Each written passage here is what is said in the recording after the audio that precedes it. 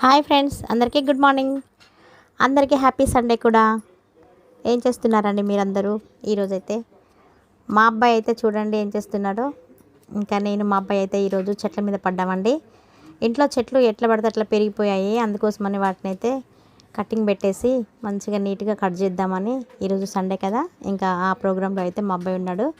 ఇంటి ముందు గుమ్మంలో అటు ఇటు పోతూ వస్తూ ఉంటే తల మీద వాళ్తూ ఉన్నాయి కొమ్మలు, అందుకనే వాటిని అయితే కట్ చేసి నీట్గా చేశాడండి. ఇంకా ఇక్కడ ఇది నందివర్ధన చెట్టు, వైట్ కలర్ గుత్తుగా పూస్తుంది. అది చాలా కొమ్మలు వచ్చాయి, దాన్ని అందుకనే అన్ని కట్ చేసి రెండు ఉంచాడు, బాగున్నాయి. ఇంకా ఇక్కడ చూడండి, ఇక్కడ ఒక్క చోటనే పారిజాతం చెట్టు, ఉసిరి చెట్టు, ఇంకా అందులోనే ఒక మందార చెట్టు కూడా పెట్టాను అప్పుడెప్పుడు. అది ఈరోజు ఇప్పటికైతే కొంచెం పెద్దగా అయింది.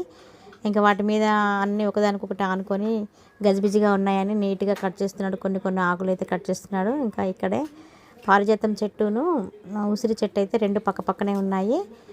ఇంకా వాటికి గాలి ఆడట్లేదు కొమ్మలు పెద్దగా రావడం వల్ల, అందుకనే కొమ్మలన్నీ చిన్న చిన్నగా కట్ చేసేసి నీట్గా చేశాడు. ఇప్పుడు చాలా బాగుందండి చూడడానికి.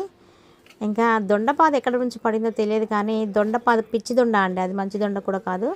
ఇంకా పెద్ద పెద్దగా వచ్చేసి మొత్తం అంతా అల్లుకుంటుంది కొమ్మల పైన. చూడండి, దీన్ని కోడిగుడ్డు సంపెంగ అంటారండి ఈ చెట్టుని. ఈ చెట్టు మొత్తం అల్లుకుంది. దీంట్లో దొండపాద మొత్తం అల్లుకోవడం వల్ల తీసేశాడు మా అబ్బాయి అయితే, మొత్తం తీసేసి క్లీన్గా చేశాడు.